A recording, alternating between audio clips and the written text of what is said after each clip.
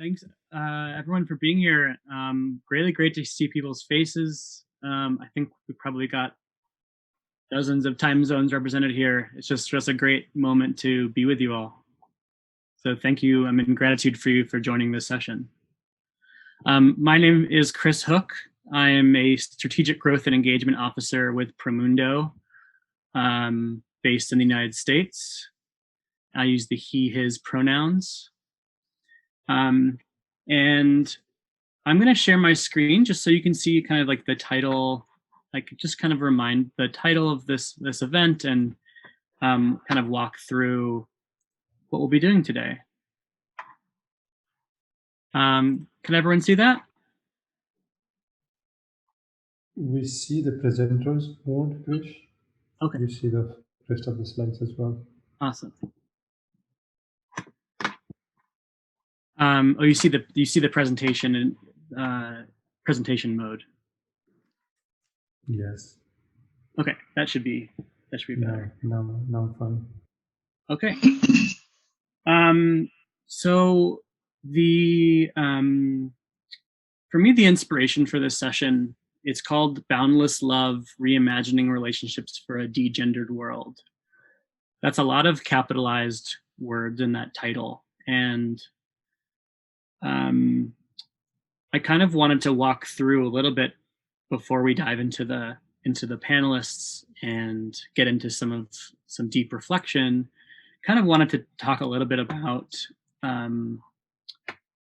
my journey, I guess, into developing this panel and creating that title. And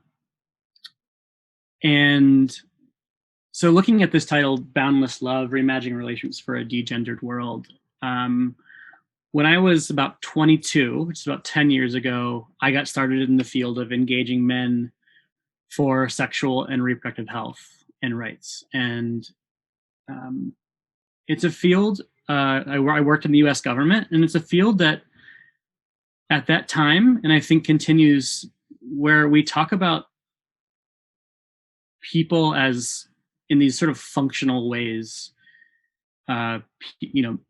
clients, enablers, barriers, users, beneficiaries. And that perspective is oftentimes taken sort of, from afar, like, seeing a community somewhere far away, and that's the way that we see people. And of course, that has a lot to do with, the various lenses of power we all come from the United States that might, rely on a colonialist lens, whereas, seeing people far away is just sort of in these categories, and it helps our brains to sort of organize them that way.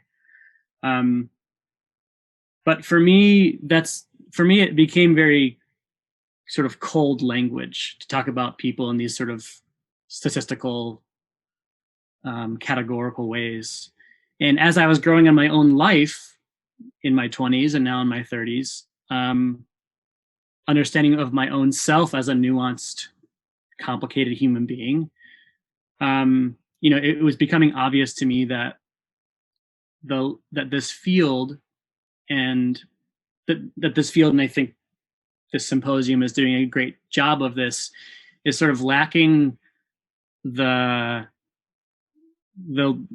language that would help us to sort of describe and nuanced, complicated human beings for what they are, and all of their dreams, hopes, and aspirations, disappointments and joys. And so my hope for this session is to invite, testimonies from these amazing panelists that you'll hear from. And they'll have a chance to introduce themselves and tell you all about themselves. But my hope is that this panel can offer really, really nuanced portraits of what it means to be sort of a person in this world, a gender equality advocate, a sexual and reproductive health and rights advocate, but offering it in a more nuanced, holistic, healthy, complicated way. the focus on relationships, I think, is really important. Relationships are, we need relationships in this world. We want to feel heard, we want to be seen, we want to feel connected, we want to feel loved. And so these relationships are the crucible for finding our meaning and finding our purpose in this world. And where we're often held back, and I think this relates to the language, the cold, calculating, functional language. Where we're held back is when gender norms that we're taught from an early age kind of creep into our relationships and don't allow us to have the relationships that we want. And again, this panel, I hope, will be offering reflections on relationships, both that have been defined by gender in ways that they didn't expect, or in ways that were disappointing, but also ways that the panelists themselves were able to move out of those tight boxes of gender and sort of move into a different space. And again, this is all in the service of nuancing the discussion around what it means to be a human seeking meaning and purpose in this world. And I use this word degendered at the end of the title. I like the term. I don't know where it came from, but I like it because it sort of suggests that through that there is a way that we can take gender out of the conversation, that we can degender the world, and so much of what I think we identify, in this full symposium around the role of gender in the health outcomes we want, and in the search for our meaning and purpose, gets constrained by these gender norms that seem quite arbitrary when, to me, at this point, as a 32-year-old, and trying to infuse that in my work. And so that's the degendered concept. And again, you'll hear from the advocates about their journey. And so I really want this session to be interactive and self-reflective and vulnerable. This is not going to be your normal panel, and I just love the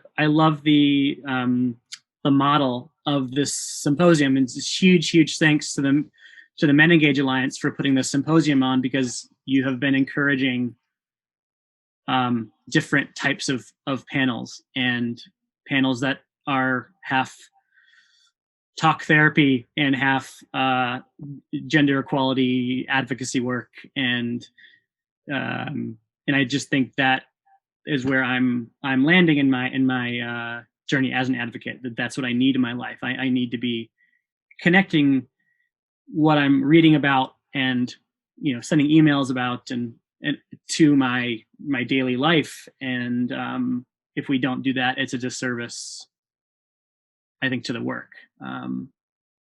So I start with a quote there from Adrienne Marie Brown, who's a queer black activist in the United States.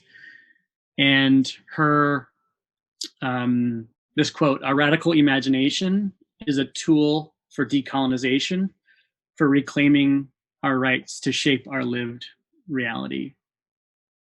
I think this gets really at the core of what this panel is all about, and what our advocates and activists will be kind of talking about. I want to check and just make sure everyone can still hear me. I have a little bit of noise out my window. Can I get a thumbs up or I don't know if anyone's using their camera. Oh yeah, okay. I can, yep, cool. Good. Okay, awesome. So I want to give our panelists a chance to introduce themselves, but before we do, I want to just set a few norms for the session if that's okay. So what I'd really encourage folks to do, I mean, this is scheduled for 2 hours, so we'll end in an hour and 45 minutes. So I'd really encourage you to sort of be present in the moment as best you can. Do what you need to do to stay in the present. So for me, that is not having my phone next to me beeping with notifications, closing my email and Skype and Slack windows, having a cup of coffee next to me, having a pen and paper so I can be jotting down notes as I'm going on. But that is totally self-defined, whatever you need to do to stay in the moment. The second norm I would hope we could set is just to being open to this experience for yourself, and as you hear other stories. This relates to this idea around vulnerability that we don't often get a chance to sort of just sit down in a 2-hour session like this and just really swim or like immerse ourselves in complicated discussions about gender and reimagining relationships. And so I hope that you're able to enter that space and to be open to that experience. And as you hear other stories, that you can, offer kindness and gratitude to them for their stories. And the third thing is just to take care of yourself and love yourself for this experience. Being vulnerable can often feel difficult and like nails on a chalkboard. Like it can feel stressful. It can feel harmful at times. So I would just encourage you to take care of yourself and to love yourself through this experience. What this looks like for me is sometimes turning my camera off so I can just rub my face and just feel my feels. This can mean holding my dog or a child or a stuffed animal or a blanket or laying down. Take care of yourself through all of this. And so at the end of the session, you can just feel totally in gratitude to yourself for what you just experienced. Does that sound okay to everyone? All right. I see a few people with videos on, getting thumbs up, getting nods. I love when people keep their videos on because it lets me know that I'm not just talking to the void. So if you do have that ability and capacity to do so, I would love to see your faces, and I'm sure that would help the other panelists. But again, totally appreciate how you need to take care of yourself and love yourself through all of this. So I'm going to stop talking in just 2 minutes. But what I'm going to encourage, what I want to do in order to help us to stay in the present, is to do a 2-minute meditation. I'm sure folks are very well versed in meditation and meditation practice. So what I would encourage y'all to do is to turn your cameras off, and I'll do the same.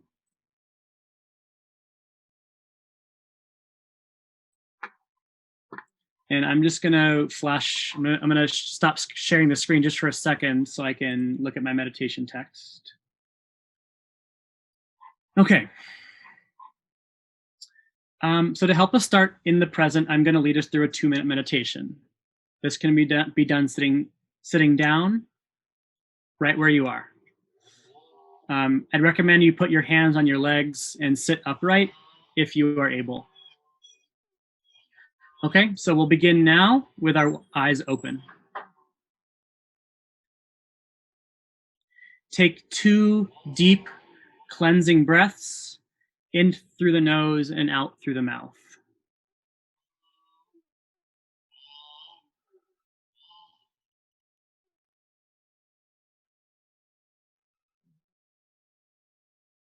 Now allow your breath to return to normal, in and out through the nose. Follow your breath with your full attention.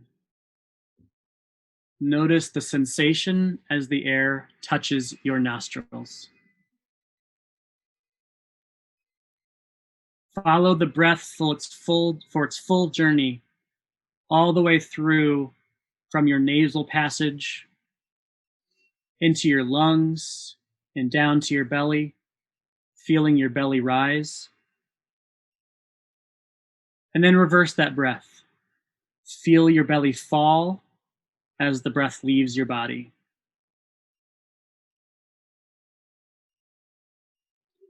Notice everything you can about your breath.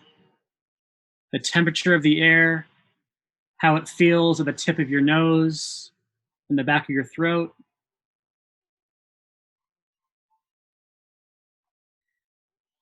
And now I'll invite you to close your eyes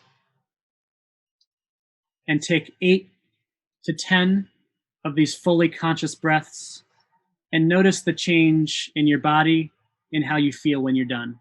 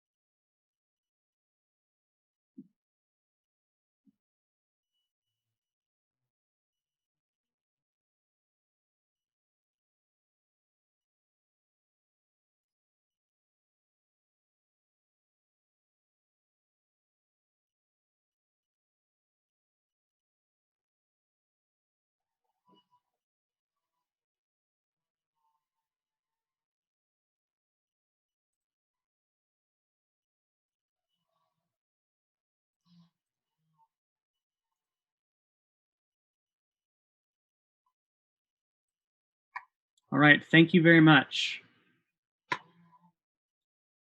I just want to say that I see you, I love you all, and I welcome you into this space.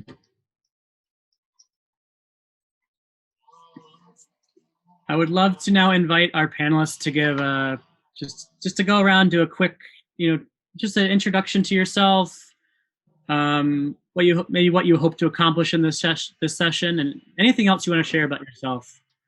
Maybe we can start with my co-host, Meg. Hello, everybody. Thank you so much for participating in this session.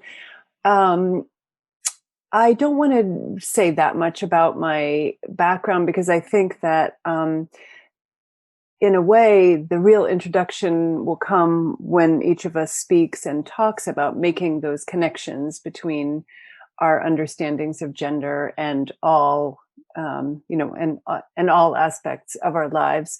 I did want to say that as Chris and I were developing the session, and he suggested the title "Boundless Love," I got slightly scared. I got nervous because it is really a departure from, how I think the whole kind of goal of this session is different from, a usual panel and session. And I've really been looking forward to it. And you'll hear more about me in the coming time.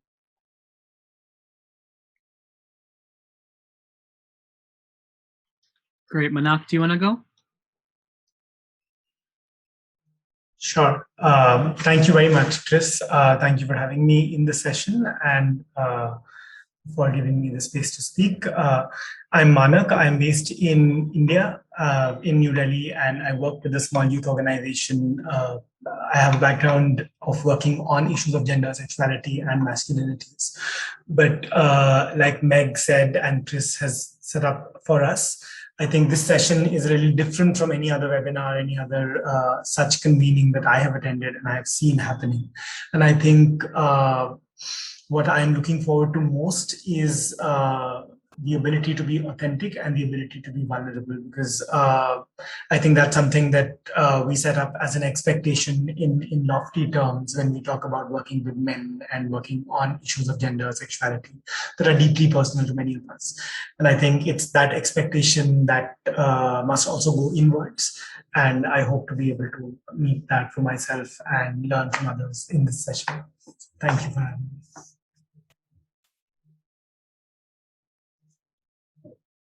Great, thank you, Manak. Edward, can I ask you?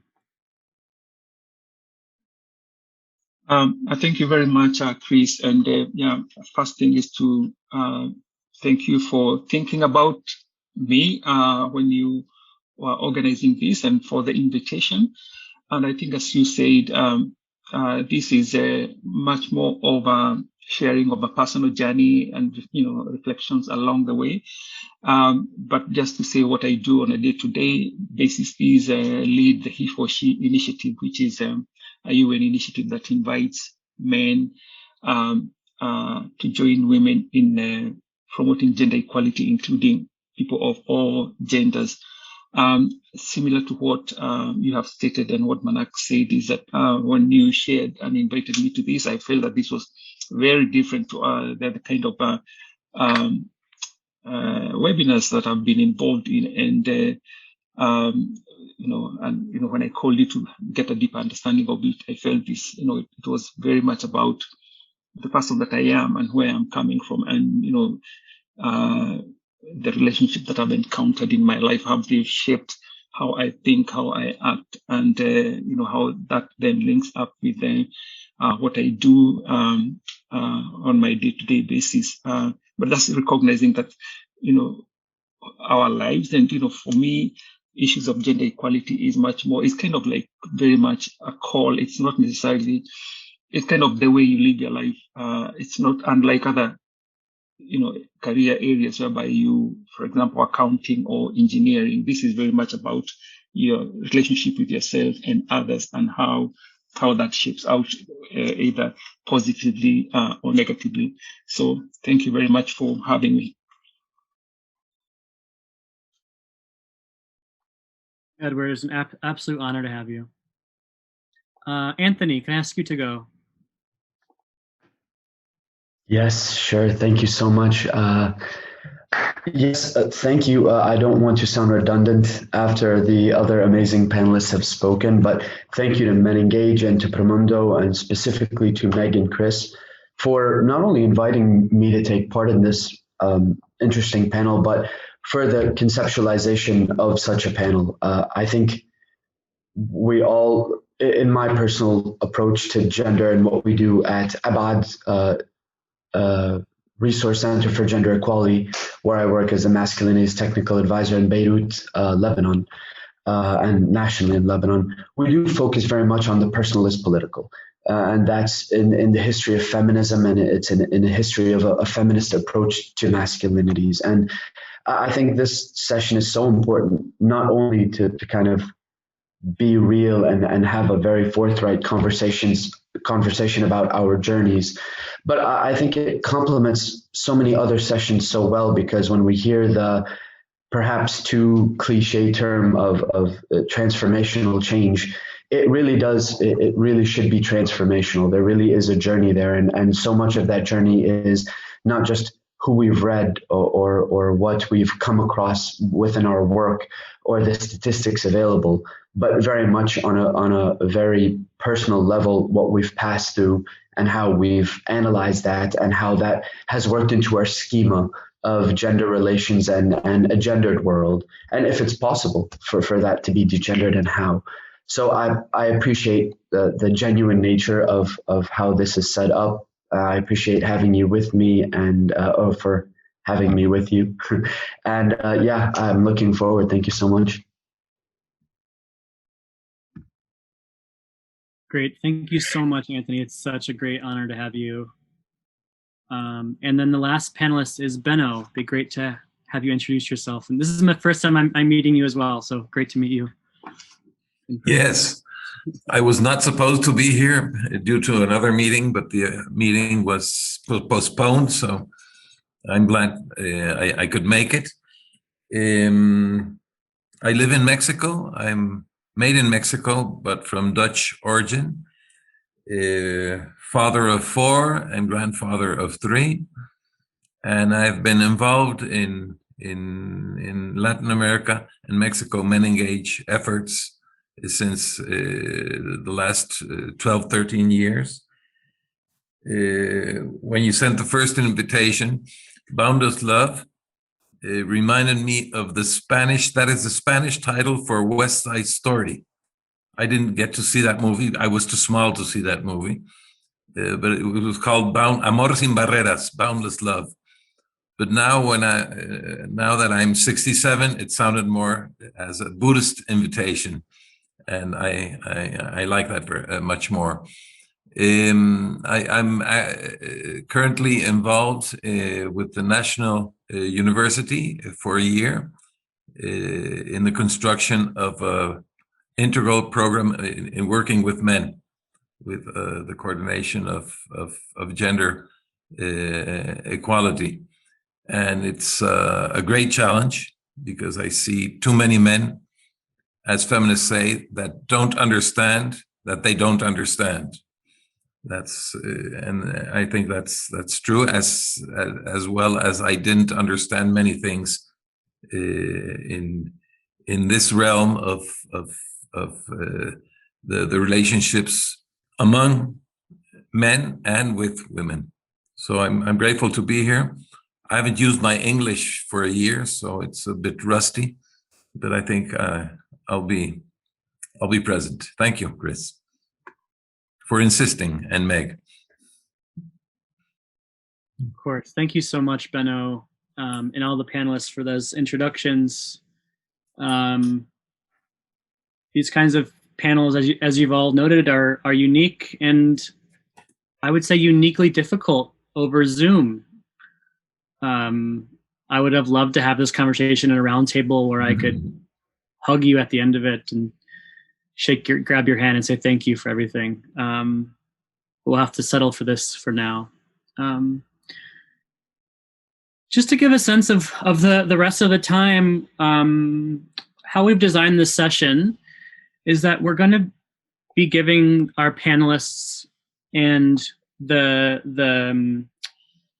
other audience members 3 prompts that sort of ask everyone to go through a journey of reflection on relationship.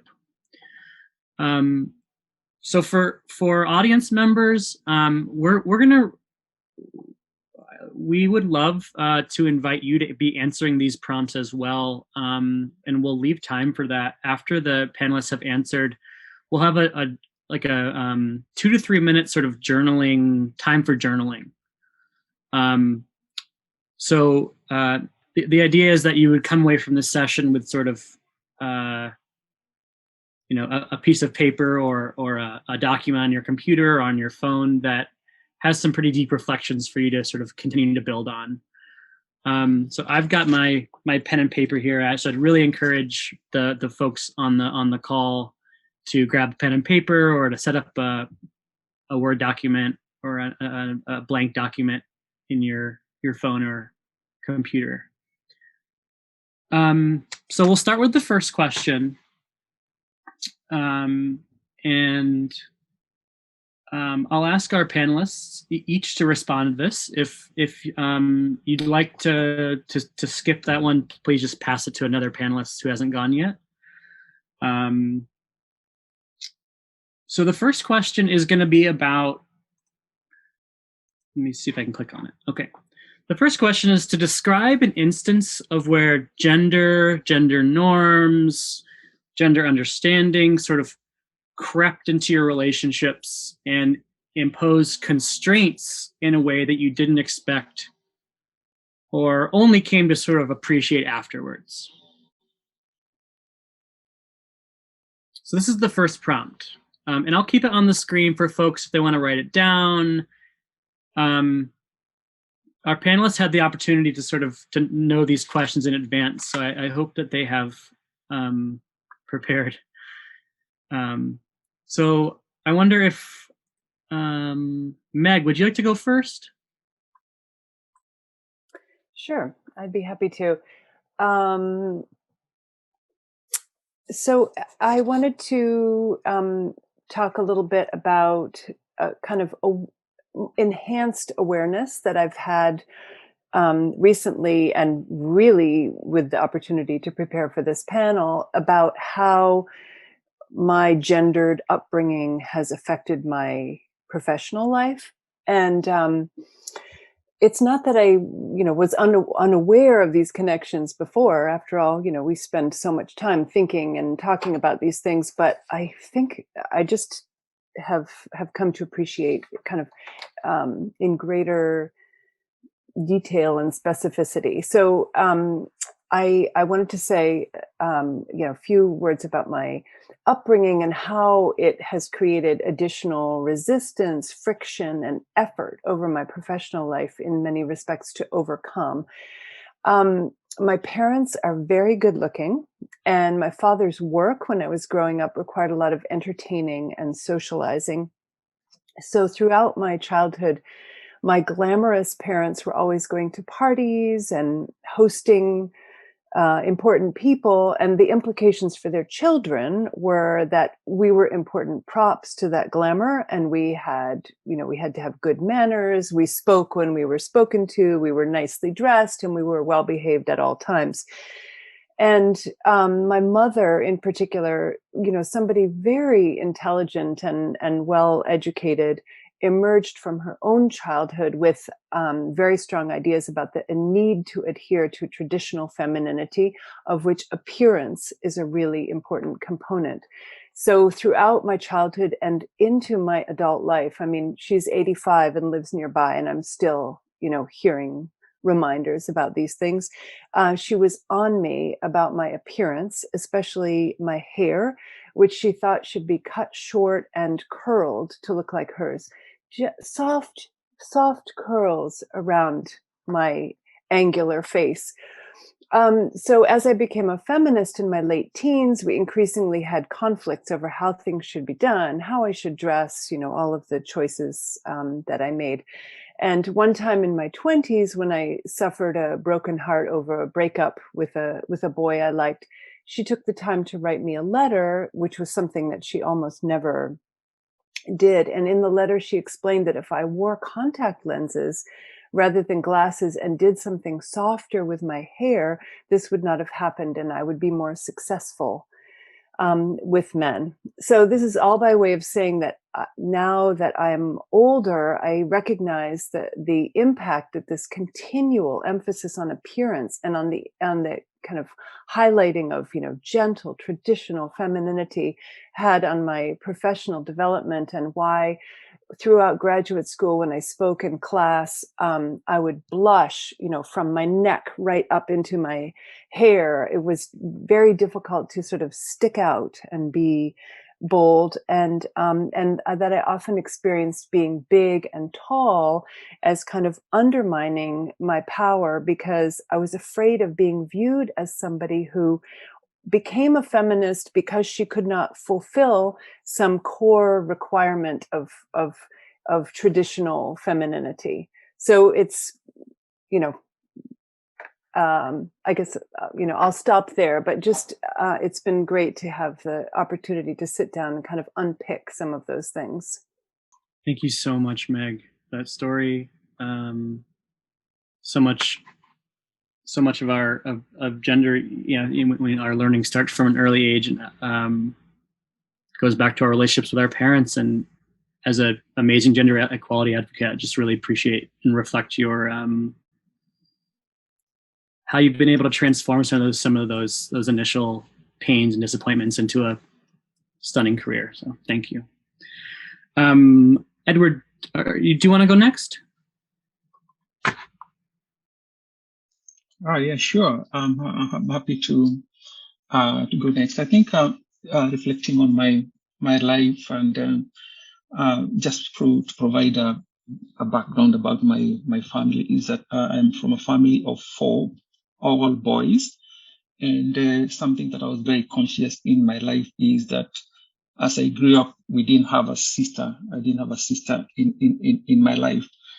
And one thing that became very clear is that I was always looking for a sister in the girls that I met in my life, which to some people, it was always a surprise that I have so many friends who are girls. But one of the experiences that I had is when I went to study in the UK, it was a difficult time for me. And during my university time, I met this girl she's from Kenya. I'm from Kenya as well. And we really, really connected. And it wasn't a romantic relationship. And like maybe most of you, when you're going through university, you need to do aside, all the jobs that you need to do by the side to make an extra coin. And we connected in many ways so that we were at university together. We were looking for jobs together. We ended up looking and working in the same places most of the times.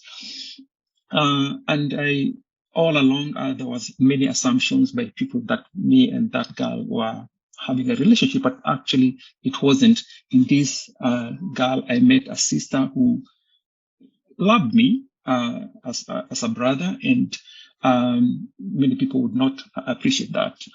But also at the same time, she also had this relationship with the person who would later become her husband. And all along, I think there was the assumption, even including by her husband, that this guy, I'm not very sure about him. When they came to organize a wedding, I was invited to the wedding out of the country. I met the girl's parents, and it was always awkward for her to explain who this guy is that has been very prominent in your life, and to the point that he visits your home. You've introduced him to your husband. But to me, this was the friend, the sister that I was always looking for, and we connected in many ways. I would have to tell you that many years I became very good friends with her husband, but I think in his mind, at the back of his mind, something always lingered on all of that. This guy has been around our lives for a very long time. And maybe about 18 years later, he actually asked me, Edward, are you really, really sure you never went out with so and so? And I told him, that never ever even crossed my mind. It never crossed our mind. And he said that felt that it was very strange, and more so given that his background, I would have expected, is much more liberal than where I come from, where it's much more conservative. But maybe that's an assumption on my part. So to me, it felt natural to have this, and easy to have this kind of a relationship with a person who had accepted me for whom I am, understood where I come from, knowing that I never had a sister in my life as I was growing up. And I think that is something that I have, my background and what I've always sought out has always made it easy for me to have relationships with women that are not romantic, sexual, which I think many people find a bit strange. Strange to the point that some people also think that, okay, if it's not that way, then you must be gay, which I'm not. And there's nothing wrong with being gay for that matter. But that's a relationship that has been very significant in my life for the last maybe 25 years. This is a woman now I can very easily call when I have things that I want to share about myself. And, if I want to, I found just having a conversation with her, I can be vulnerable. She would not judge me, and she'll give me an honest opinion. And that is a relationship that I would like to share about myself. Thank you. Thank you so much, Edward. Thank you so much. I think I'm actually going to go next, if that's okay. My story is very closely related to Edward, and so it helps to keep this kind of conversational to build on the next one. So this also relates to friendships that I had when I was young. When I was in I feel like my life from 5 to 18 is a series of getting really close to men only to have those relationships fall apart.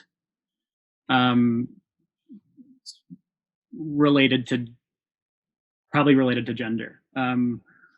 When I was in 4th and 5th grade, I was really good friends with this guy named Cade, and we would dance to Backstreet Boys in his backyard, and we would play video game. I wasn't allowed to have video games, but he had the Sega Genesis system. We would play the FIFA soccer on his in his living room, and his mom had really good sugary cereal, which I wasn't allowed to eat. But when we went to middle school, athletics got middle school, secondary school, or when we were 12, athletics got a bit more serious, and he was he played the better. I don't know. He was a serious athlete, and so over time we just sort of grew apart. He grew a bit more of a jock and fell in with a bit more of a classically masculine crowd, and it just the relationship with me, and I was sort of a nerd and played unmanly sports and all that kind of stuff, just sort of fell away, and we didn't talk about it. And a part of me is still kind of sad about that. We never said we're done being friends. So that was one. Middle school is just a battleground of relationships that get that die or get lost.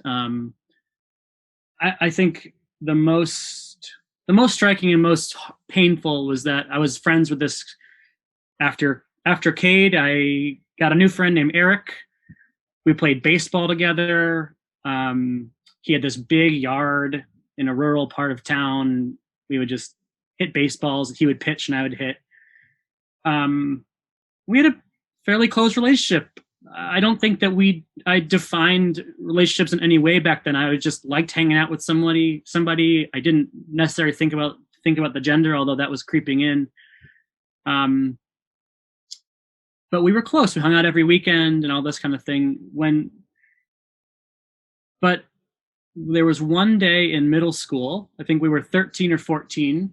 We were in, I remember this is how painful it was. I remember the moment. I remember the setting. I was in Mrs. Cobb's 8th grade English classroom, and we were doing a group project. And at some point, we turned at the same time toward each other, and we almost kissed. It was totally accidental. We almost kissed. And like everyone in the room saw it, and everyone in the room thought we kissed.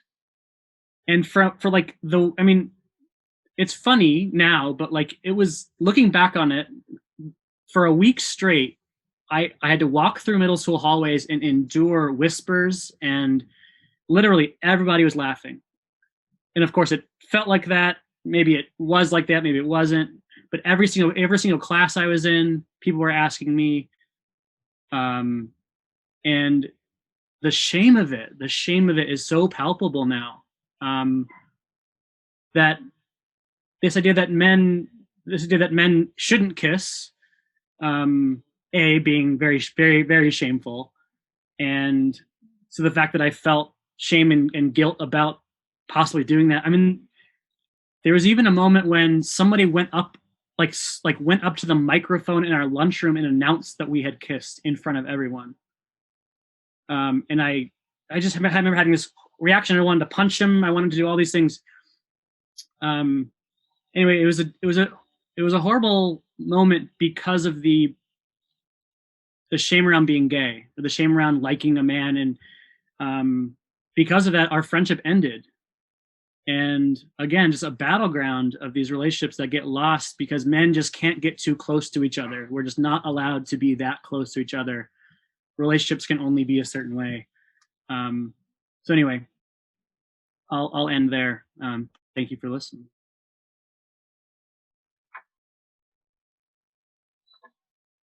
Anthony, do you want to go next?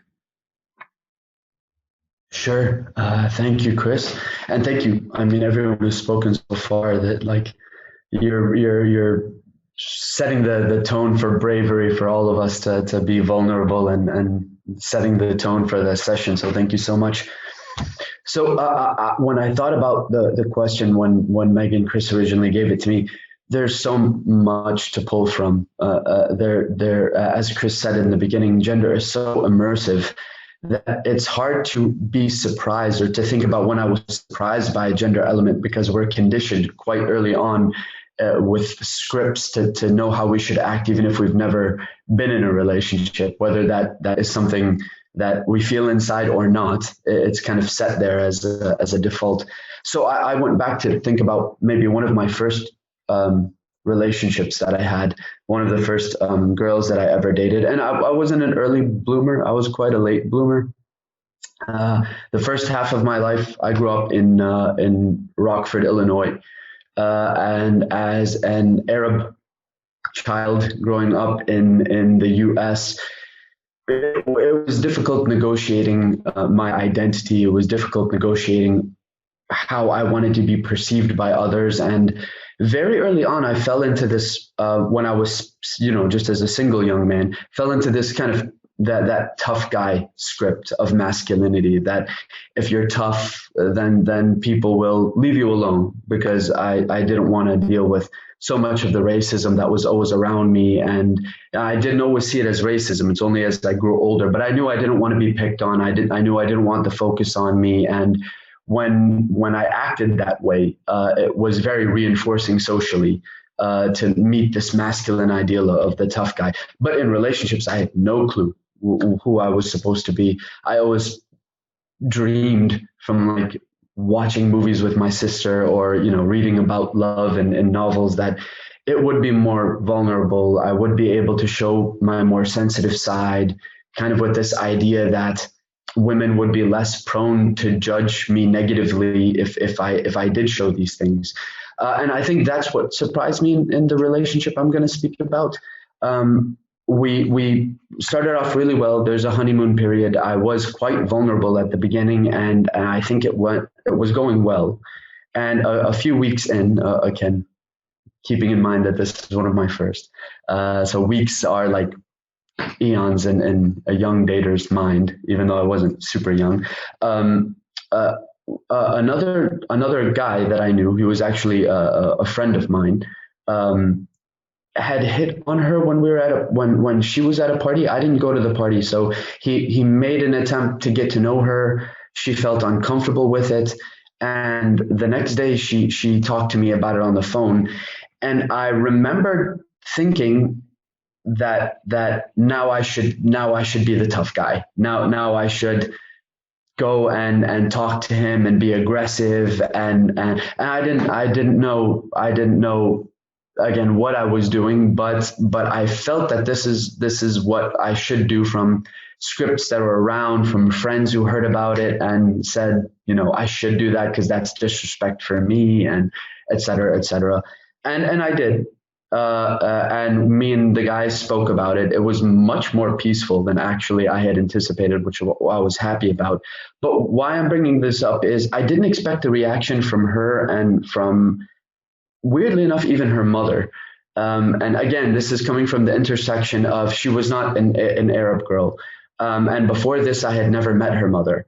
And after this, I just felt so much admiration from her and from her mother. There was an acceptance that I didn't feel before, that I had met this ideal, this masculine ideal of, you protect my daughter, you're the tough guy, you won't let anyone speak to her like that. And it did kill that vulnerable side. I will say the reinforcement, the acceptance, the admiration, all of it felt so good. And so I did start to hide away myself. I did start to pretend to fulfill that tough exterior all the time. And sadly, this stayed with me for a very long time. And so I thought of this because if I had to think of early relationships that really concretized that patriarchal model, even if it was a benevolent sexist model of being a man and protecting and being tough and not showing vulnerability,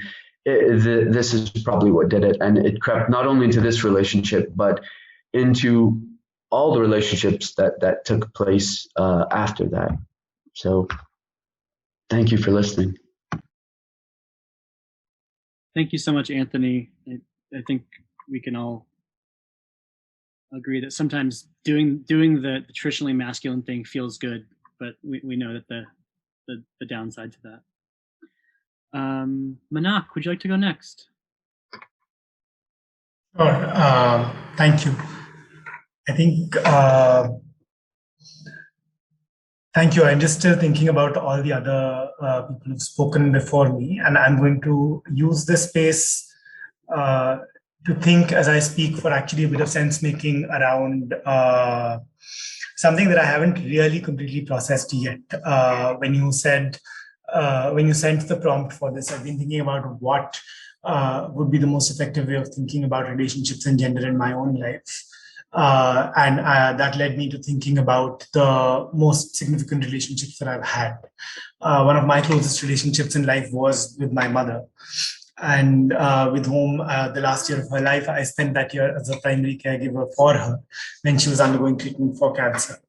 And of all the things that I thought I'd have to manage in that process, the expectation for me as a man to not be a caregiver, even from my mother, that expectation was not one of the things that I had really thought about when it was happening. And even now, when I was thinking about it and about how to share about this, I don't think I've really understood it. It was hard to see her holding back on saying what she needed or wanted from me or from anybody who'd be around her. And it's only later when I think about it that I think there is gender in there somewhere. It was really odd to experience what I would perhaps call privilege of being a man who's not expected to give care, even by the person who needed that care at the time. And I find it challenging to really, I don't think I'm able to express what that feeling was like. I'm not able to express exactly what was missing in those interactions at that point of time, even now.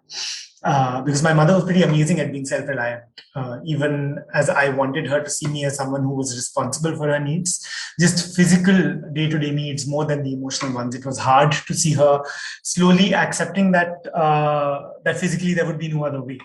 It just had to be done in that way. I had to be the one who's around. And I felt that she had this odd sense of defeat there. And a kind of guilt or an inadequacy in that she wished that this would not be the case. And only now in hindsight, I see that it was many things. It was our relationship, our gender, our logistical situation, our family situation, all of that enmeshed together in ways that I can't really take apart entirely.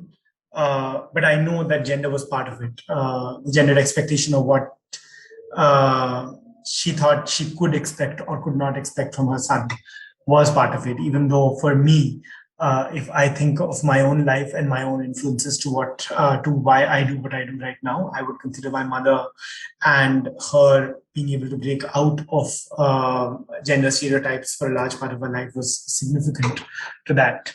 But I think in some ways, I also saw in that the insidious ways in which gendered expectations really still grab hold of people, despite the fact that they have broken out of it themselves. And it's not like she did not allow me to break out of it. It's like she did not allow herself that leap. And I think that was something that I really sort of reflected on, wanted to bring into this conversation, that I continuously talk about being able to break out and do different roles as a man, as men that I work with, men that are in my life, the man that I am myself. And the biggest challenge that I had perhaps was of communicating this or actually living this fully because of these expectations that I'm not really supposed to do this. So that's something that I thought I'd put into this conversation and try and make sense of as we all speak together. Thank you so much for that testimony. All these are so rich. I just want to spend hours with each of you. Hope we can do that. And Benno, do you want to go next? Thank you.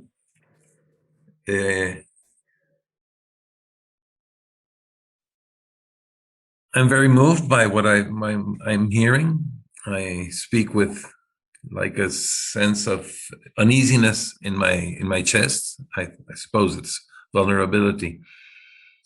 Since I was very small, I learned that men were more important and reasonable than women, and that men had authority over women. I heard it.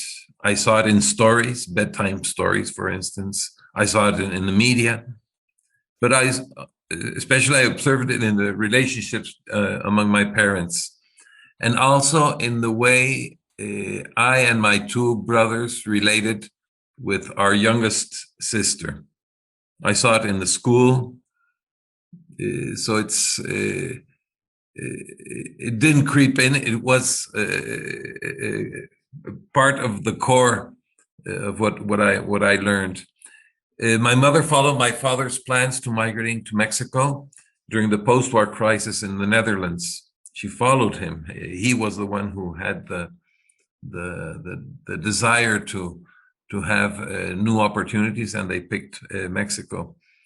During most of my life, he produced the money. He was the one who worked, and she produced care that wasn't seen as work, care and education.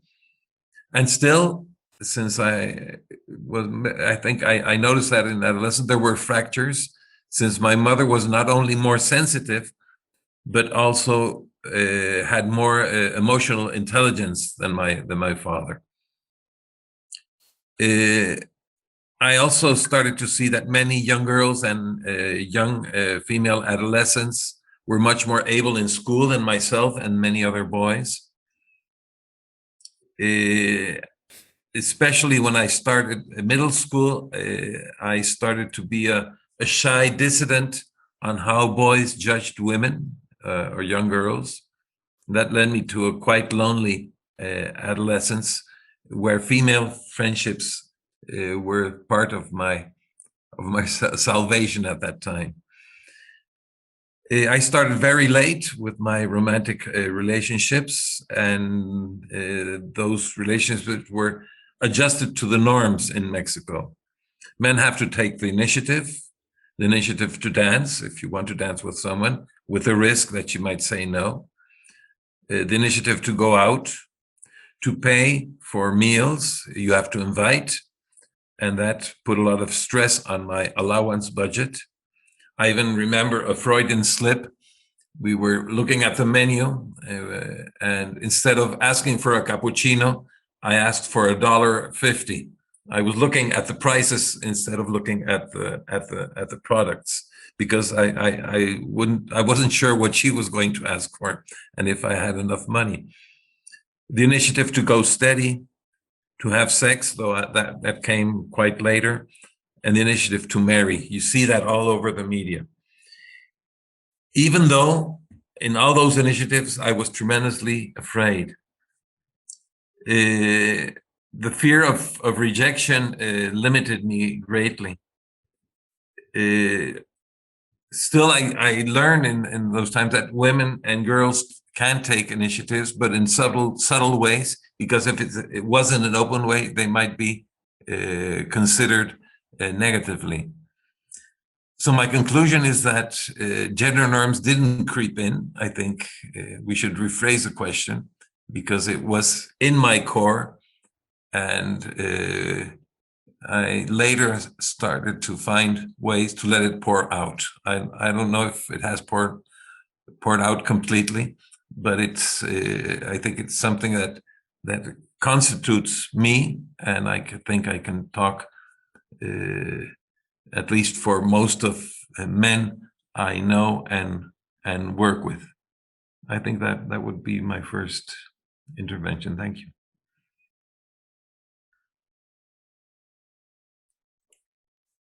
Thank you so much, Benno, and everyone. I feel humbled by those stories. I resonate. I see myself in all of them. So just really, really appreciate it. I'm intentionally trying to speak slow to give just let the air breathe a bit. I would love to now have a moment for reflection, maybe a 2-minute quiet time when participants and panelists can scribble down some notes. What are you thinking? Maybe some other stories that are popping up. And after the end of 2 minutes, I'd love to invite a couple of the participants, the 22 strong of you or so, to share your own stories. So we'll sit in silence for 2 minutes while folks scribble down some notes, and then we'll come back. Okay, I think it's been 2 minutes. Do any of our participants want to share their own story? There's somebody who wants to speak. Yes, it looks like my mother is volunteering to speak, so we can have her speak, and then Say, I think is your name. I don't know exactly how to pronounce it, but then you can follow. And we'll ask everyone to keep to 3 minutes if that's okay, just for time. So, Mom, go ahead. I think you can unmute. I hesitated because of nepotism, but felt like one thing that was significant to me is that Chris and I are very close, and he always gravitated toward women, young girls. When he was 2, his best friends were girls. I've been very close to Chris, and every time he does one of these panels, I am yet surprised by another story. As close as we are, that I hear the story. I had no idea the story about Eric and the kissing in the school, and it's heartbreaking to me to think about. You know, I have sons and daughters, and I think I watched my sons, and I hope to be raising aware young men, and I think that I am. But of course, as a woman, I think so much about the issues surrounding equality for women, and yet Chris is helping me understand the norms around men too, and what you guys have suffered through. I also wanted to relate to Benno. We're in the same generation, and the pervasiveness of the mansplaining, man dominating. I grew up in a household where the dad came home and everybody, 4 girls, 4 daughters, and everybody had to sit up straight, make sure the house is clean, chew your food, eat your food, don't look to the left, don't look to the right. And my mother subscribed to that too and was afraid. And I went into a marriage certainly with eyes open. I'm a journalist and a feminist, and my eyes were open, but I still perpetuated some of those same dynamics. It's amazing how no matter what we can know in our intellect, what we bring with us from our upbringings, and that's encoded in us. And we have to work really hard, not just at the intellect, but at the heart. And these conversations, I'm so proud of Chris, I have to say, because I've watched him over the years, study and be an academic and read and write. And I'm watching the heart emerge through this. And these stories here are at the heart of the situation. We can talk academically all we want to about these issues, but until we get to the heart of what's really happening inside people, we won't ever change anything. So grateful so much, grateful to be Chris's mom, and grateful for all of you and all of your stories. Thank you. Great. Thank you so much, Mom. I honor your experience as a woman and also as a mother raising kids, and grateful to you for the lessons you've imparted to me. I think, Say, did you want to go? I'm sorry if I'm mispronouncing your name. It's Shay. Shay, okay, I'm sorry. As you can see, I'm I'm an old man, and I recognize Benno's story and the pain and the difficulty of somebody born in 1951 and having been conditioned in those times, and to discover only 25 years ago. I envy you young men that you learned and discovered these things early. I was close to 50 before I discovered that I had a gender. Uh, that that that I wasn't everything. I grew up in Ireland, which is I was educated among men by men. I grew up in a family of my mother, five daughters and three sons, and a violent, dangerous father. And to find my way into what this man was supposed to be was extremely confusing. I now am able to say that my hands and my feet and my eyes don't really connect in any way that would make it possible for me to swing a bat or pick a ball or anything else, which meant that I was on the margins all the way through school. And to find a way in to connection was really, really painful. And it carried on for many, many years. And the point, I suppose, when you asked the question, I remember standing as a successful senior executive in advertising about 25 years ago, having escorted my clients to a world boxing bout in Ireland with an Irish fighter, discovered that I couldn't stay because I couldn't stand to see these men beating each other. And I abandoned my clients to another man and left in tears because I just couldn't cope with the violence happening in that square. And I realized how we are set up to compete with each other and battle each other and batter each other. And finding a way back from that 25 years ago, back to sit with men and honor manhood and find a way to find support among men. My most recent work is to sit with men like myself and find fellowship and support and offer this kind of a space where we can peel back all those many years of terror that we felt in the state that we grew up in, where the Catholic Church ruled, the state ruled. There was just one way to be an Irishman, and most of us weren't able to be that. So that moment of realization, I don't want to be around violence, just shocked me. And I'm not sure whether or not I put my career on the line, but my career didn't last very much longer than that. So, yeah, thank you. Shay, thank you so much for that story. I think whether, I remember having my moment of gender consciousness where I realized that gender existed. And I also really resonate with the idea of peeling back the years of terror. While it's a different kind of terror that I may have experienced, but I think we can all really resonate with that idea of finally being okay with saying no to being a violent person and having violent thoughts or being attracted to violence. I just really appreciate your story. I really appreciate all the intergenerationality of this conversation. I think it's really important to bring in,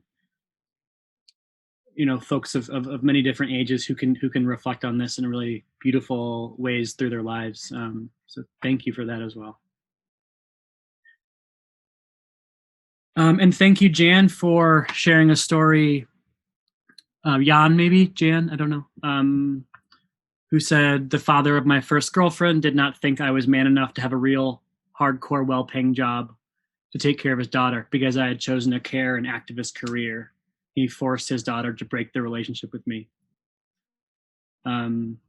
Again, thank you so much for that story and for sharing in this space. Well, panelists, I think we can shift to the next prompt if that's okay with you all. This has already been so rich, and I mean we're getting right at the heart of the developing nuanced, complicated portraits of people, and so thank you so much. So the next prompt, I'll just put it in the chat box so that we can be seeing people's faces. But the next prompt is to sort of take the first question and go a bit further. So describe a relationship where gender was not such an influence, or maybe you called out the gender dynamics and freed the relationship from those dynamics. So maybe where the stories, maybe this can be a moment to share some hope, some progress you're making. Even though this is a difficult process of peeling back the years, as Shay so beautifully put it. Let's talk a little bit about the hope that there is in having this critical consciousness and then going forward with it.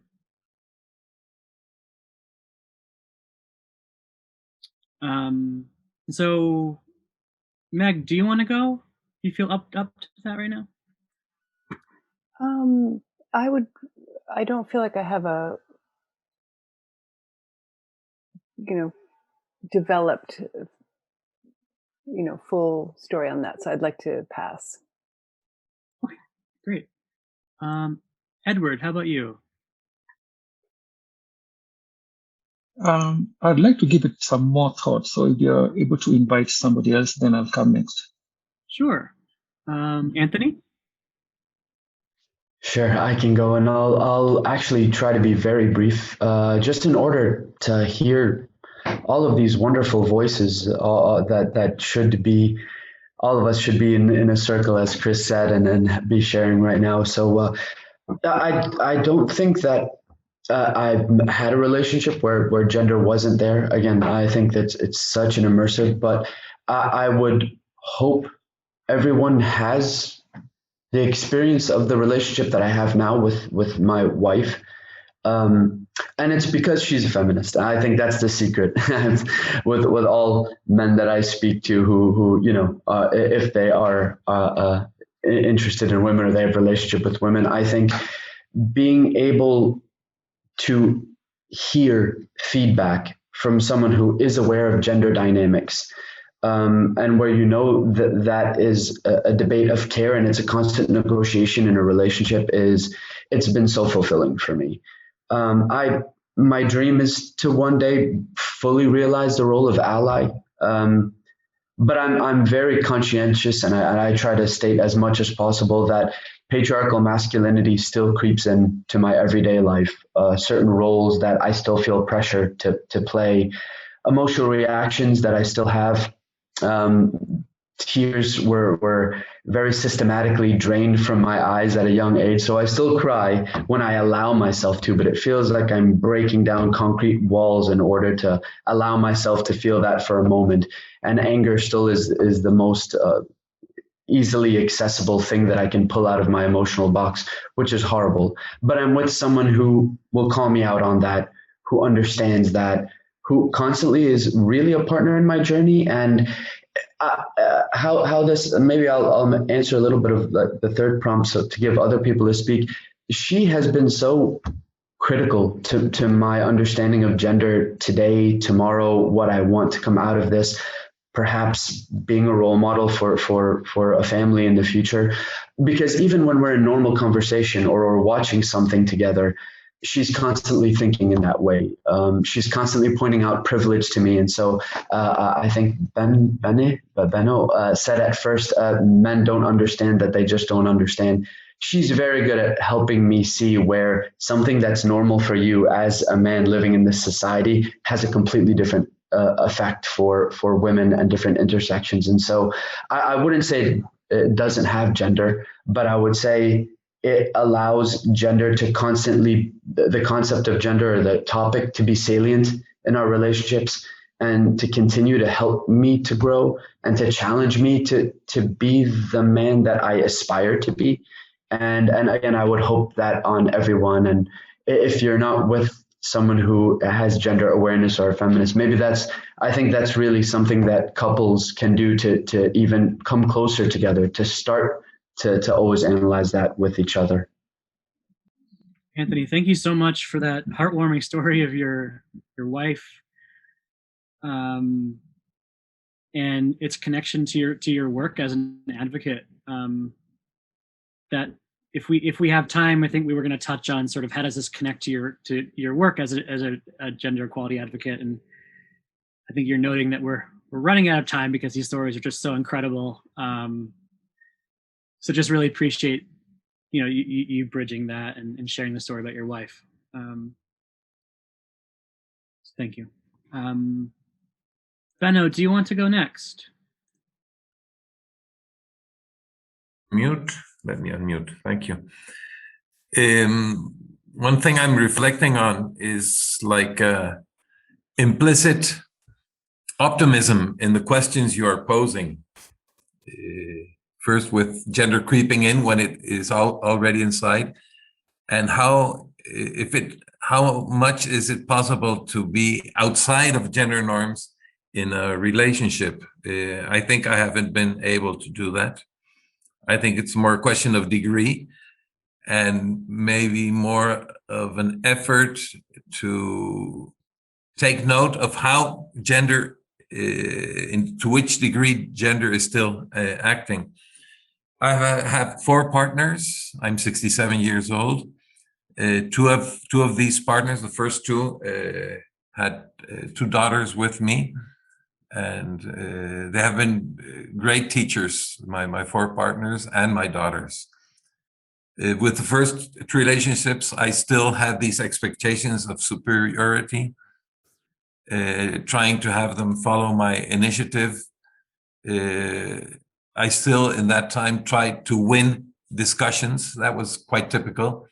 Tried to win a discussion, and then she would say, "Okay, you're right," and remain silent. And that gave me the message I wasn't winning anything.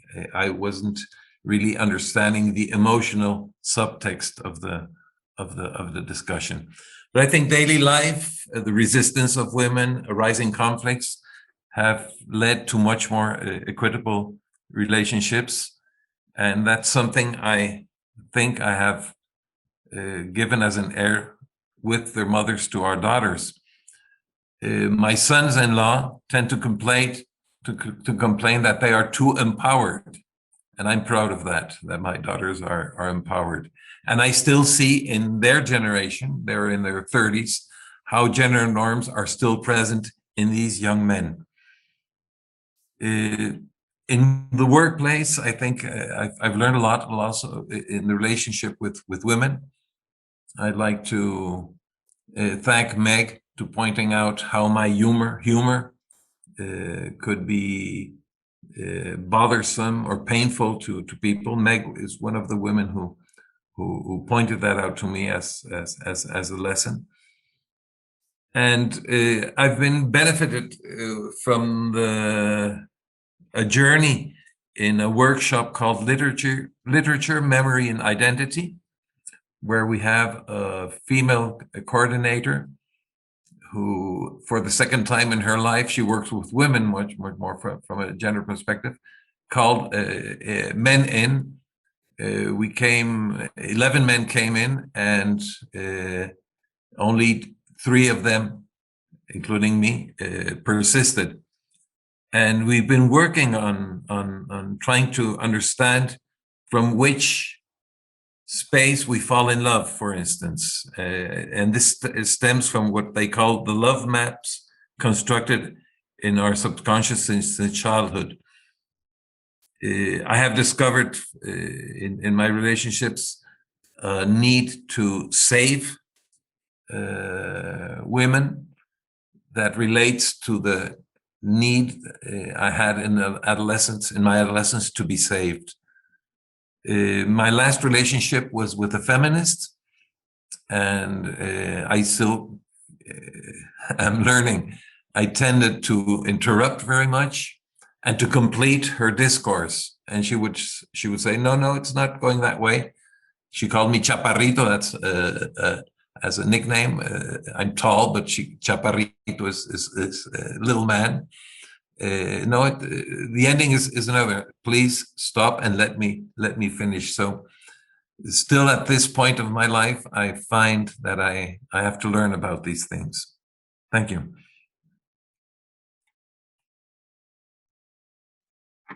Thank you, Benno. Again, thank you for the model of still growing, still being in that growing space and being willing to learn from others. So thank you. Manak, do you have a testimony to offer?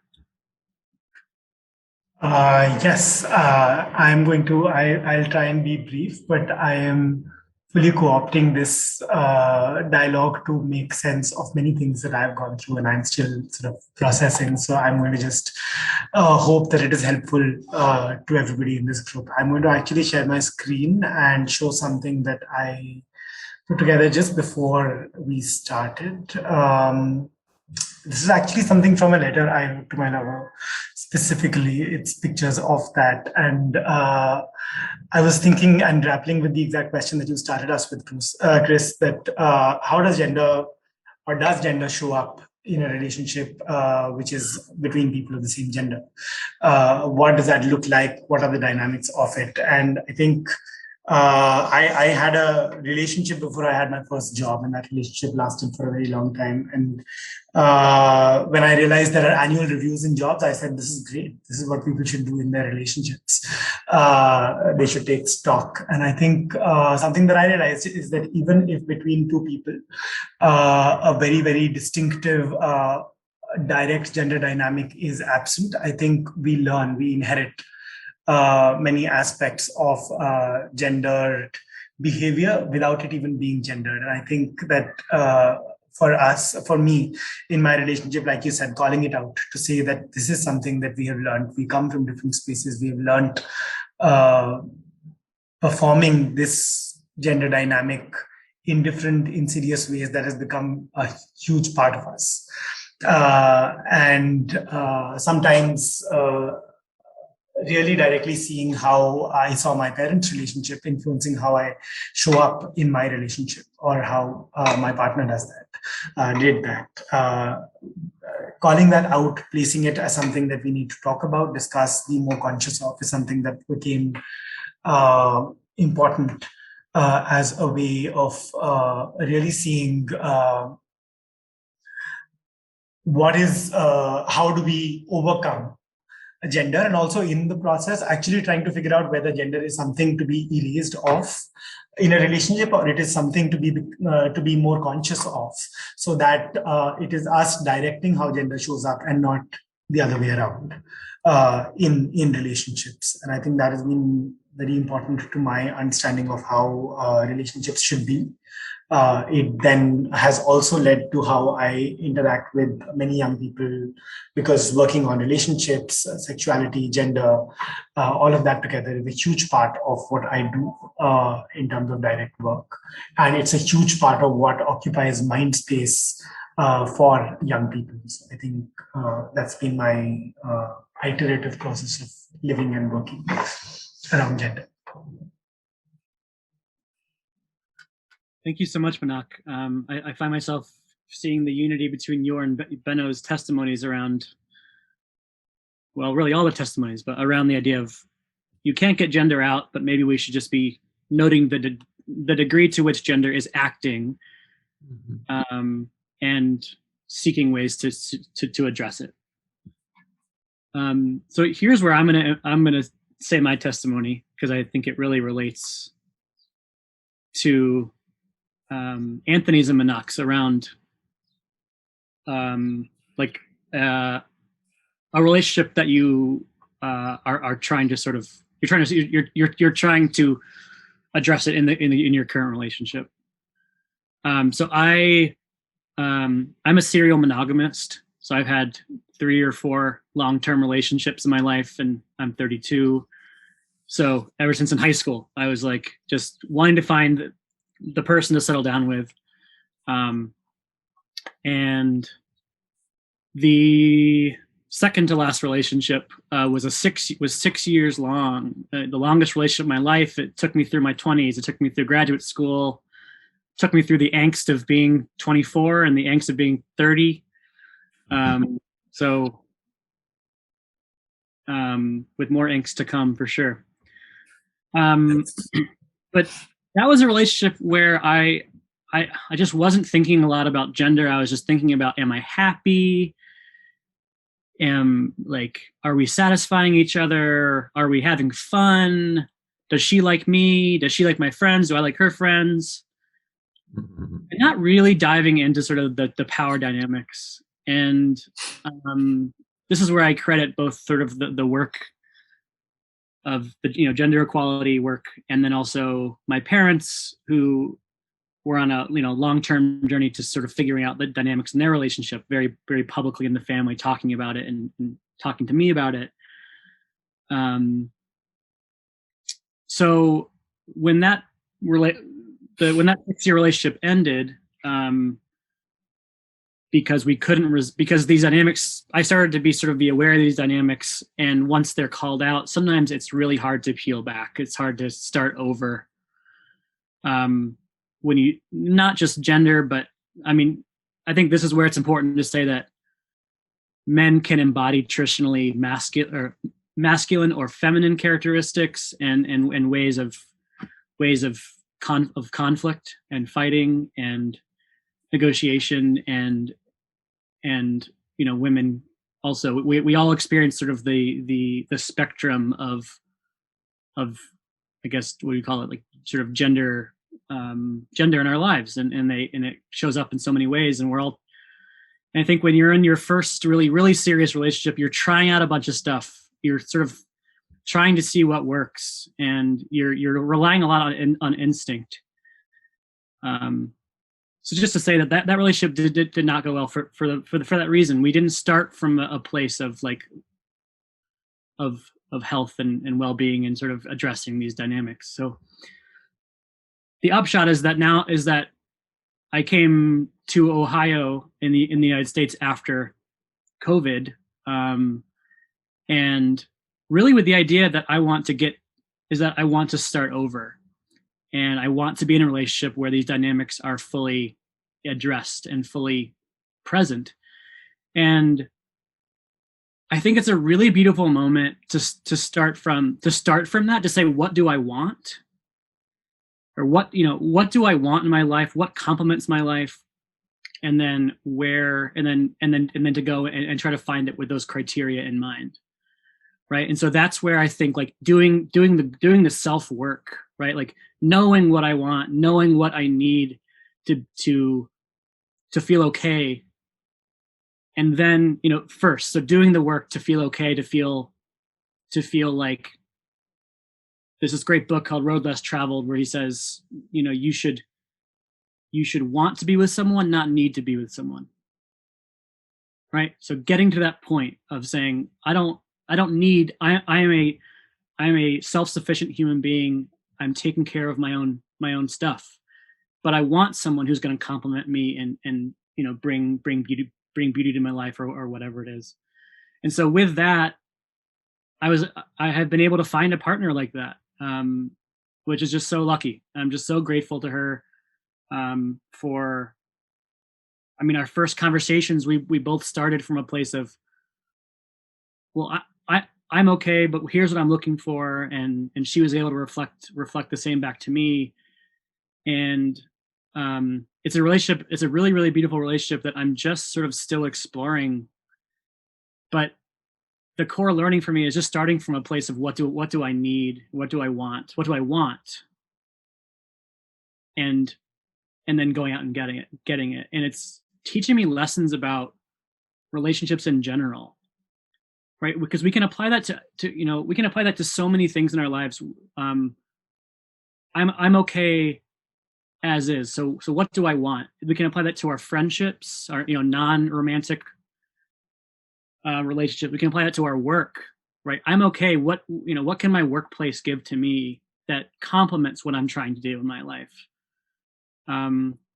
Every relationship that we have, we can apply that to. Every decision we make can sort of be used in that framework. And that's where I bring in activists like Adrienne Marie Brown and F. Scott Peck, who wrote The Road Less Traveled, and Brene Brown, and Sonia Renee Taylor, who are talking about that essential work of saying what do I want, what do I need for myself, how can I go out and relate in the world to meet those needs, and to set boundaries up with people, with institutions, with structures, with media, with whatever it is that help me to still stay okay. Because we don't exist in a vacuum, right? It's not just gender we're all dealing with. It's not just gender. We are constantly bombarded with all these influences, and it's confusing. What is gender? What's not? So I think starting from, again, I'll just say it again, starting from a place of what do I need or what do I want for myself, and then going out into the world to find complementariness and not to fill something that you don't have is a huge for me. So I know I went over a lot of time, but thank you. I want to give Meg and Edward a chance to share if they'd like. Yeah, sure. I'm happy to go. Reflecting on this question is just another bit of a background about myself, is that I come from, I was socialized to know that in life, you are either a man or a woman, nothing in between. And very early on in my career, I happened to work for an organization that promotes gender equality. And I was, like one of us here, is that, gender equality, understanding those issues is always a journey we learn every day. And I do remember quite early on, I was working for this organization, and it was the first time, it was in the UK, working in an organization where people are very open about their sexual orientation. And I found it quite difficult to deal with that, because this was my first time even hearing people saying I'm a transgender, I'm gay, and all that. And I do remember I was having a conversation with one of my colleagues, and she asked me about my views about that. And I was quite honest with my opinion about what I felt about people with different, sexual orientation and gender identity. And what I said to her, she asked me, how can you have such views and still be working for this organization? And that question still haunts me to this day, because I felt that maybe actually I shouldn't have been working with that organization, that, because it stood to promote gender equality. And for me, it was a learning opportunity whereby I started engaging the colleagues that I had, who were open about their, gender identity and sexual orientation, and they were very open about it. But I do remember having struck this relationship with my colleague. His name is Andy. Andy, if you're listening to this, the relationship I had with you really took me a journey to understand what it is to be a person of a different gender identity and sexual orientation. And I got so immersed in that, that from that point on, I was really then, conceptually being able to make see the clear intersection of the oppressions between gender and sexual orientation, and that informing my work from there on. And that has had so much influence with in me that even when I have conversations with people back home, sometimes I'm judged as, oh, you are too Western in your thinking. But it's, it's the journey that Andy allowed me into his life, about who he is, what, how he has always seen himself and that educating me in a very big way. And I just picking up from Chris, what your mom said is that we can go on and on about the intellect and the concept and all that, but it's about how the lives that we live, and in this case, how Andy invited me into his life and really educated me and enabled me to make all these connections that then has enabled me to grow in this, in what I'm doing in my personal life and in my career, and about other people, and being able to live with people regardless of their gender identity and sexual orientation. So wherever you are, Andy, thank you very much. Thank you very much to you for listening to me.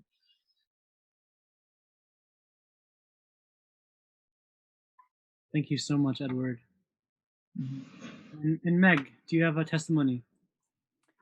I have just a very short observation. I was thinking about how we take this kind of conversation forward after today. I think we're all capable of integrating these perspectives more fully in our lives and kind of making the most of this kind of analysis that we're doing today in our across our lives. But I was thinking about how Zoom has been so interesting in this year of virtual communication, and how a year ago, it was, I don't know if you all remember that video that went viral of the BBC journalist where the child came in while he was speaking, and then his wife came in and tried to pull the child out, and so on and so on. Anyway, my point being that, like, a year ago, I think that it was more shocking to have the personal and the professional kind of butting up against each other. And now we're accustomed to being in people's houses and seeing their animals and their children and hearing about their health problems and so on and so on. And I view that as something very positive. I think that we have to hang on to that kind of humanizing aspect that has been imposed on us during COVID.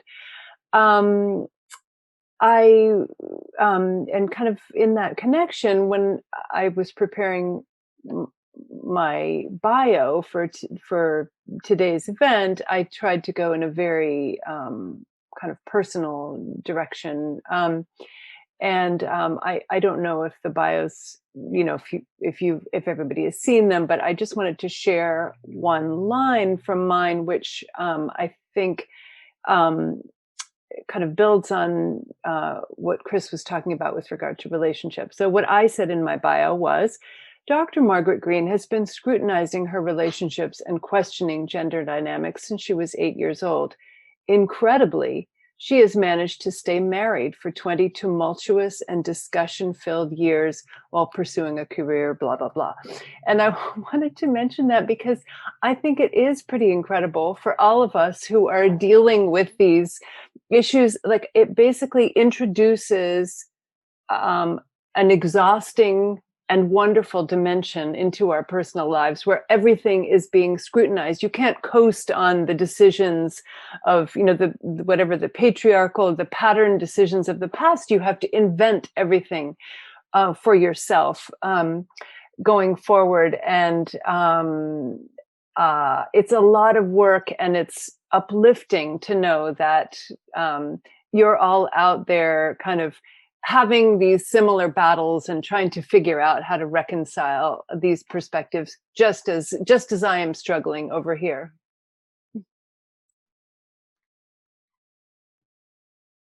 Yeah, thank you, Meg. I also would note that your husband is also your coworker or colleague at your consulting company, so that adds a whole different dimension to your work.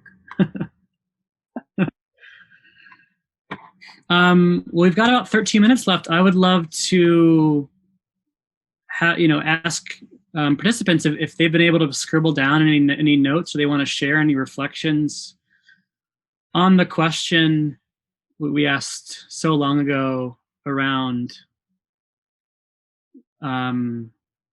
transforming relationships, acknowledging gender and moving past it or moving through it together.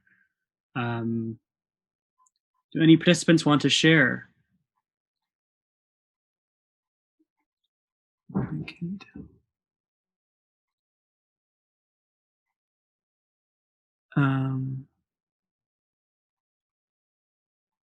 Got a hand raised. Antika, please feel free to unmute.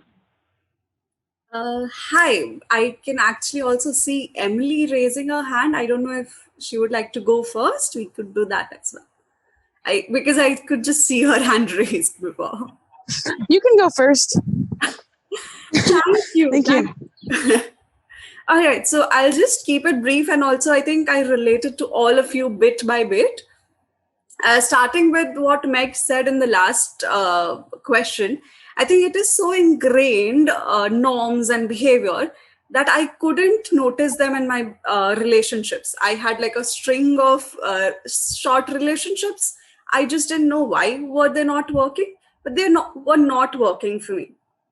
Eventually, when I think I got into a relationship which seemed equal, and that is what I think made me think that why is it different? Why does this work?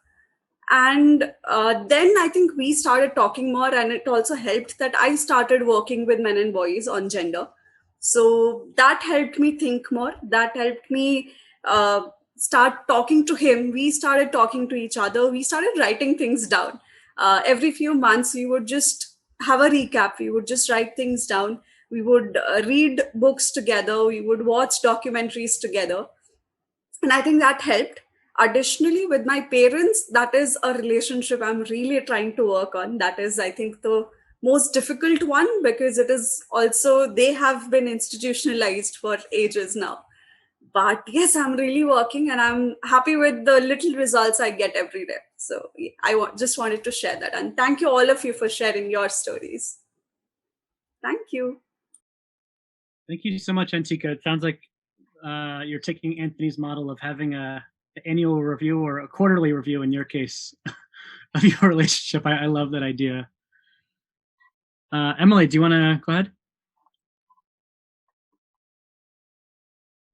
Yeah, I just wanted to say, like, out loud, I said it in the chat, but just Meg, you offering that in your bio was so affirming. I read it a couple of days ago, and it has stuck in my mind ever since I read it, that that might be more normal, that you have to work for decades, and it's not even necessarily work, it's just being alive. So yeah, I just wanted to say thank you for putting that in your professional description of yourself. And also that's something I'm kind of conflicted about, is that the panelists, you all have these incredible careers and these foundations for ingesting everything we're talking about into your 9 to 5s. And I would be curious, for those of us who don't do this as our vocation, that we can still feel like we are all in it together and trying to create this world, even if we work at a coffee shop, or just for those of us who don't have gender equality as our main time commitment in that kind of deliberate way. Yeah, thank you so much. That's my sister also. This is a total family affair. I love that question you shared, Emily, around how to integrate this into work when you're not sort of a professional gender equality advocate. I don't know. Do folks want to answer that question? Do we have any ideas that are popping off?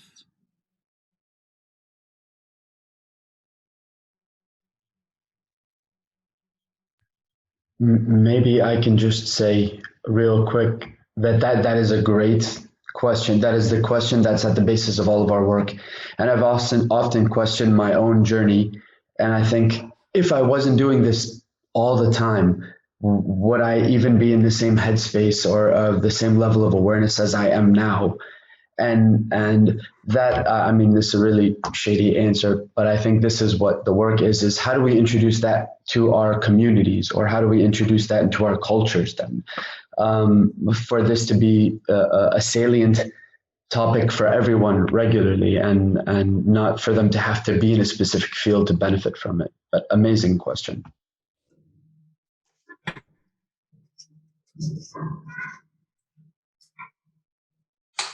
I feel like if I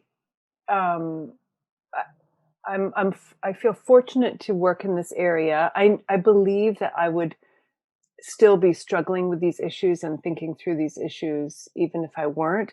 But I also think I would be, even more mentally ill than I am.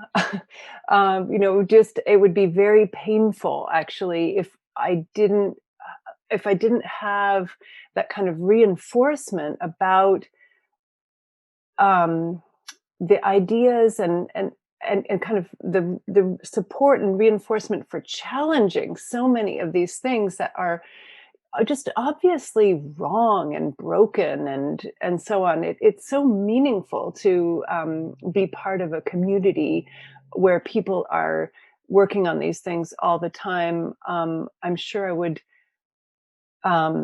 be seeking out others, in my coffee shop and everywhere, because there are people, there people are questioning these things all around us, and we all have to look for our networks and communities to support us in these perspectives and in this analysis. And I certainly think that it's possible and really important to, for everybody, not just for those of us who are kind of professionally grounded in this stuff.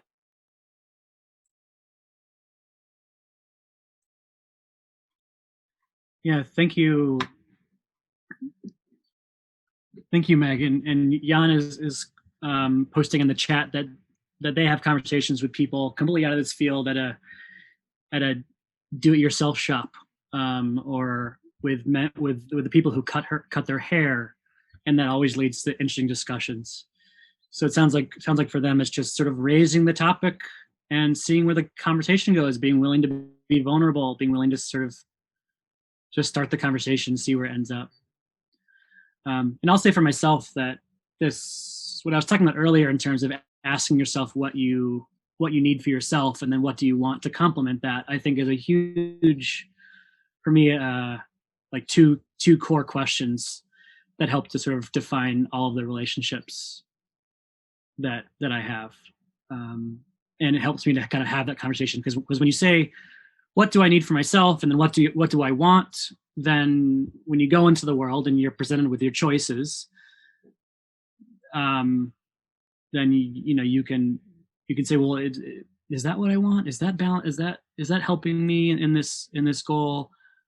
And why not? And and then that leads to some interesting discussions.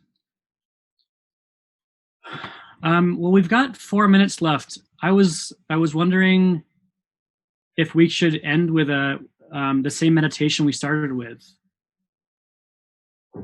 just to kind of ground this amazing 2 hours, to feel in our bodies, to feel thankful and send gratitude out to everyone who spoke up and everyone who participated, and all the ancestors who came before us, and the people in our lives who are not on this call, who are just so intricately involved in all of these stories. So would that be okay to enter a meditation space? Okay, sounds good. So we'll do the same thing. If you want to turn your camera off.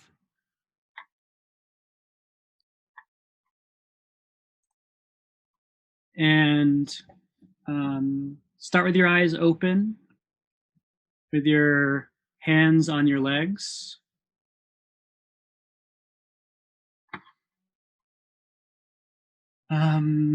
So we're going to start with taking 2 deep cleansing breaths in through the nose and out through the mouth.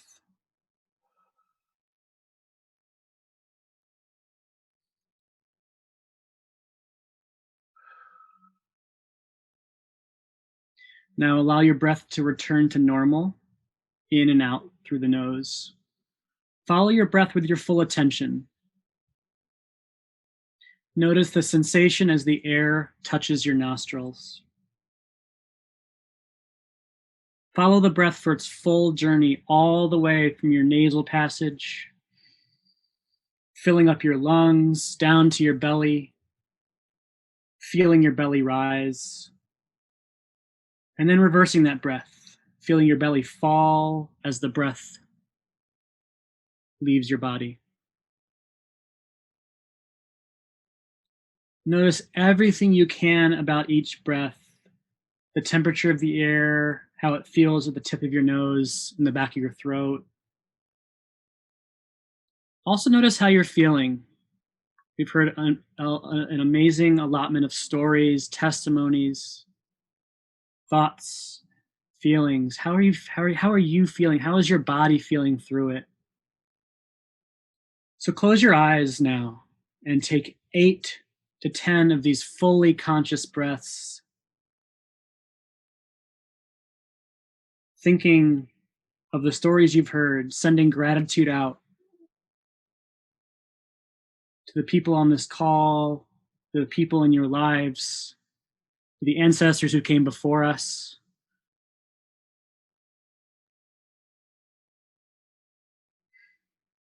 And notice the change in how you feel after you're done. Okay.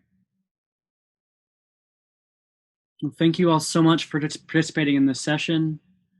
I see you, I love you all, and I welcome you in this space. And I hope that we can do this again or keep this conversation going and in some way. This has been an amazing, transformative experience for me.